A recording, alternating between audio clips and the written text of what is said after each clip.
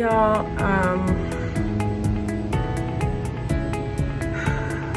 so I found out that one of my patients died.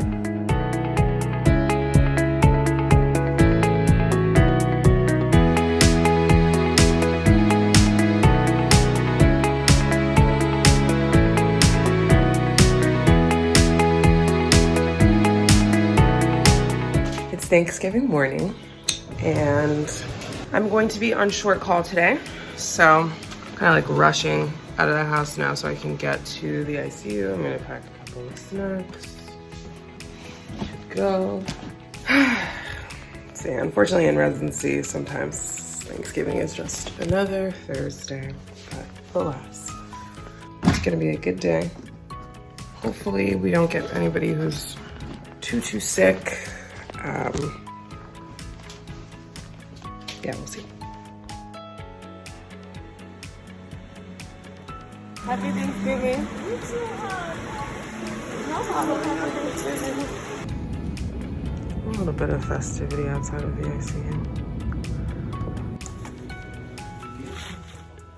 So I start my day off by cleaning off every surface. You basically have to assume that everything has some sort of COVID on it. And then I start the process of donning. And this just means putting all my PPE or personal protective equipment on. Now that I'm suited up with my P100 mask, my hairnet, then I'm ready to go see my patients for the morning. I know y'all see me walk around the hospital looking like a bug's life.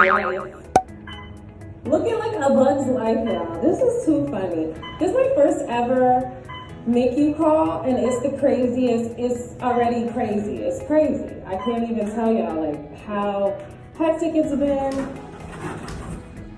I'm just trying to manage. Like every time I think we got a second to like calm down and take something in, something else comes. You guys, it's insane. Also, so much COVID. There's so much COVID. Y'all, this job is not easy. Especially right now. It is just like, this is crazy. It's really sad. Today is Thanksgiving. And I'm just like spending it giving people terrible news, dealing with people who are suffering. People can't come in and see their families. And it's just sad. Like, I just want to give people some good news. During this holiday season, I just feel like I can't. And there's some sad things. I'm like really connecting with some patients, and it's like, I know that bad things are gonna happen, and I like know that there's not gonna be good outcomes, and it's just kind of like this like a impending doom.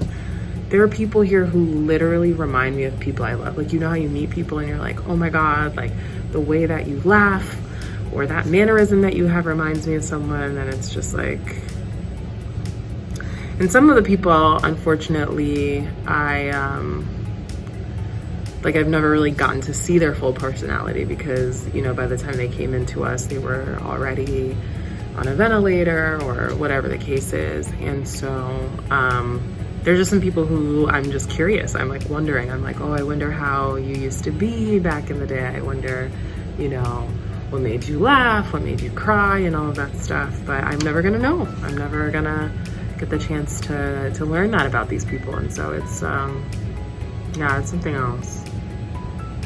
Something else. It's emotional. I definitely earlier found myself like on the brink of tears. And sometimes I don't go on the brink. I like dive right into the tears, and I think like, you know, it's healthy. You just gotta like let yourself cry sometimes because it's like, this is like real life. It's not theoretical. It's not a TV show. It's not fake. Like, this is real. These are real people with like real struggles and like real tragedy happening. And the hardest part of the day sometimes is like when I have to call families and give them updates, and sometimes I don't have happy news to tell them. Yesterday though, I did have some happy news to tell a family, and it was so fulfilling.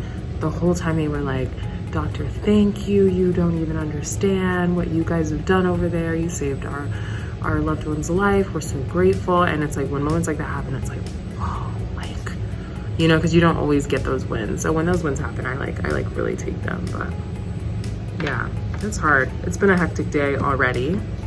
There's been just a lot of movement, some surprises, and surprises are not always happy things.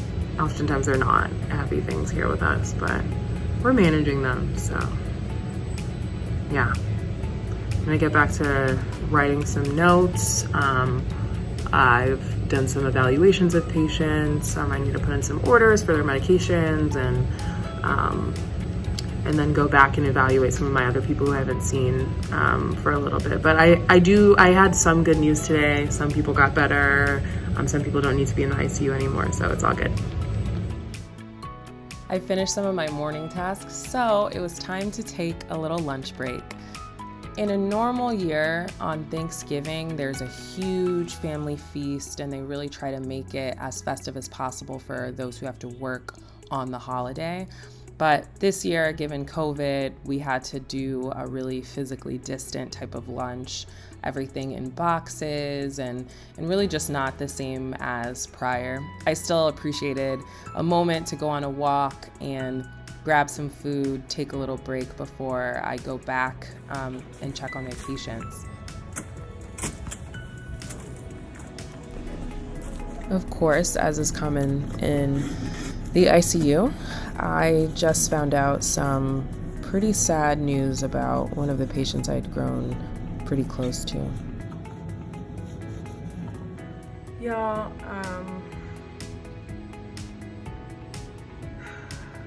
so I found out that one of my patients died, who like everyone I was really rooting for. I had really gotten close to his family, and this COVID thing is not a game.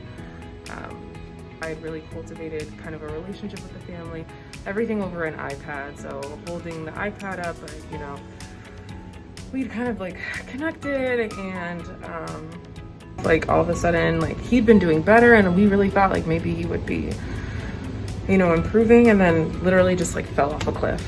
Just heart stopped everything, and it's just really sad. This job is hard out. But what was so beautiful? The family was we are so happy with the care he received, and also it meant everything to us that you were able to put the iPad up. He was able to take his breathing mask off for 1 second, because literally when we take it off, his oxygen was going like this. He was able to take his mask off for 1 second and blow us a kiss. The fact that that's the last memory they have of him before coming to say their final goodbyes when he died means everything to them. And so I think I'm just so grateful that I was able to provide that for them, because obviously I would have loved to provide them to provide them their loved one being alive and making it through this thing. But the fact that they have that pleasant memory at the end of the day, I think is really, really powerful, so yeah, this is just a lot. It's actually perfect that we have this punching bag in our resident workroom, because this is literally my mood all day, every day.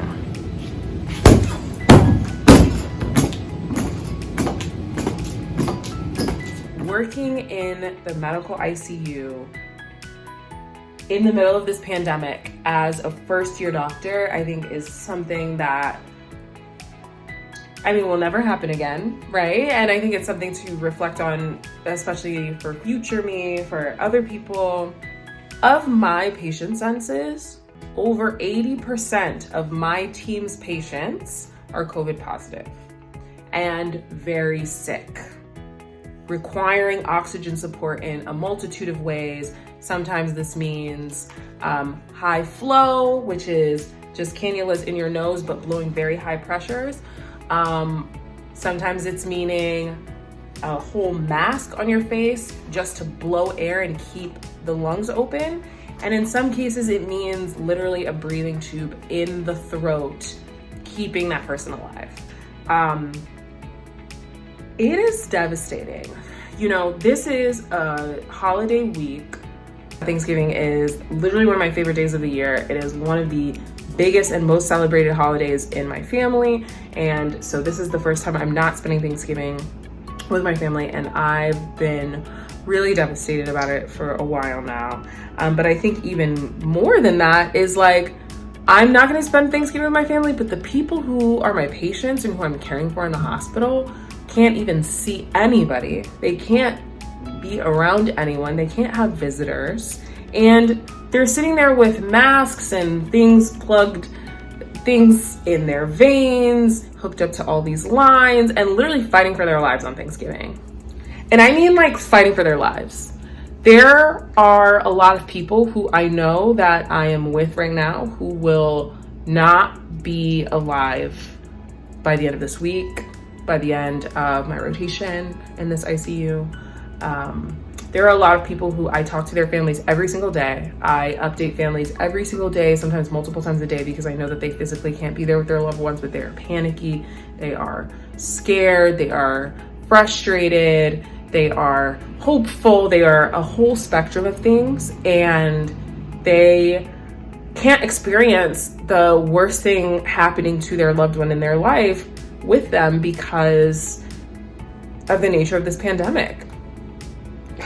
Gosh, guys, this is crazy. There was one encounter today that is pretty emblematic of what people, healthcare providers, the types of conversations that they're literally having with their patients all over the world right now. Hi, Mr. A. It's good to see you again. It's Dr. Bernice. Can you hear me okay? Yeah, I'm sorry. It's so not ideal that we have to wear these masks. I know it can be really difficult to hear, and I wish you could actually see more of my face and I could see more of yours. But these are the times we're living in. Do you feel ready to have this conversation with your wife about our next steps in your care? Okay, I'm gonna pull her up on the tablet, okay? Hi, Mrs. A. Can you hear me okay? I'm sorry that we have to have such an important conversation in such a seemingly impersonal way. How are you doing? As you guys know, we're here to have a conversation about next steps in Mr. A's care. So Mr. A, as you know, over the past couple of days, we haven't seen the type of improvement that we wanted to see.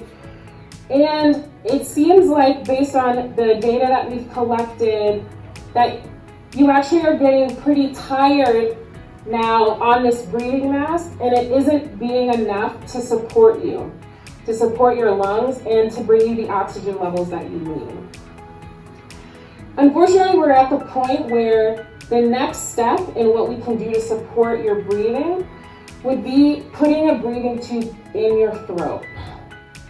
The process is called intubation, and it is a big decision because for some people, they don't want what could potentially be the end of their life to be with a breathing tube down their throat where they're not able to eat and they're not able to speak.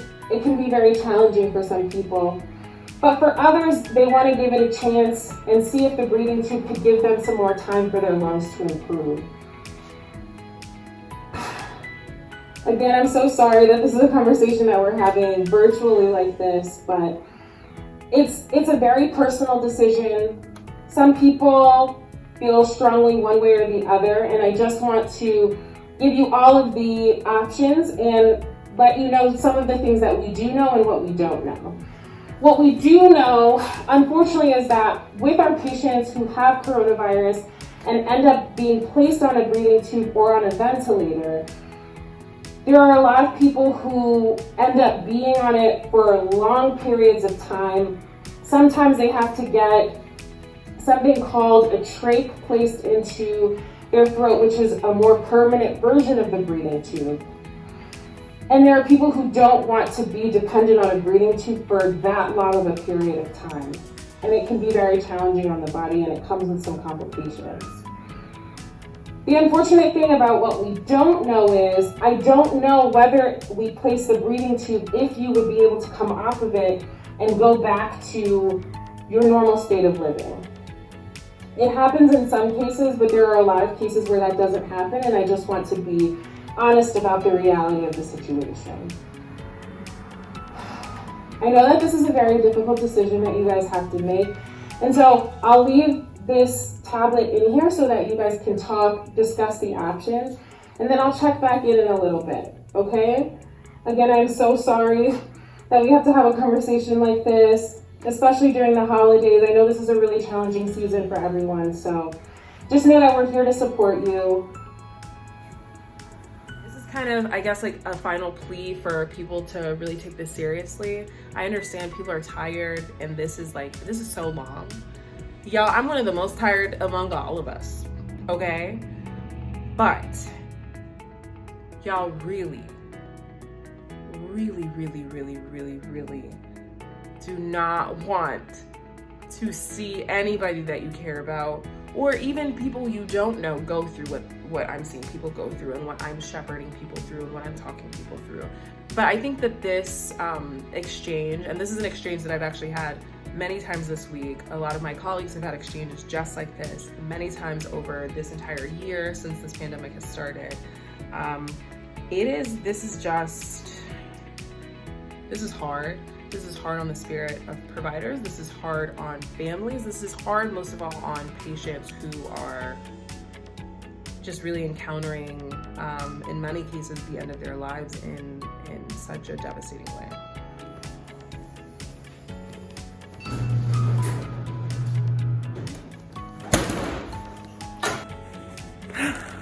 Wait, maybe something more dramatic. I'm done. I'm done for the day. It is 6:30 p.m. I was on short call, which means we admitted some of the patients today, but we aren't the ones that are staying into the night and admitting all the way until tomorrow. So I have a little bit of time this evening to spend basically with just the person I live with. I would have loved to see my family. Thanksgiving is our biggest holiday of the year. And unfortunately, we, like most of everyone, had to cancel it. So I'm sad about it, to be honest. But you know, there's still like a lot to celebrate. So I'm grateful and thankful for health, for safety, especially given the things that I have been witnessing. Wow, you guys. Especially given the amount of sickness that I'm witnessing. Literally just like even the ability to leave the hospital.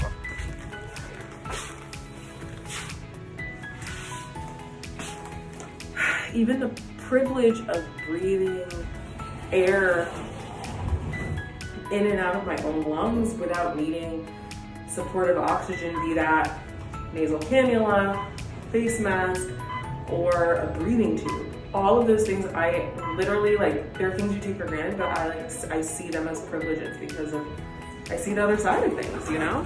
So I'm thankful this Thanksgiving to be able to live my purpose and to go home and come back for another day. I stopped by this local restaurant that even President Obama used to frequent. The dinner, of course, had nothing on my mom's amazing feast that she throws every year, but it was still really nice. Oh my gosh. And I got to spend some virtual time with some of the people I love the most to round out the day. I miss you. I wish I could be hanging out with you guys. Luckily, I was off the next day and I got to go outside and enjoy some of the fall weather, decompress, and I even fit some studying in because, yes, we do still have to study, even after med school, it turns out. I'm really so grateful that you guys joined me for this unique, reflective day in the life as a new doctor in training. I hope that you join this community, tune into some of my other content, recommend it to a friend, and I will see you guys all next time. Sending love. Mwah.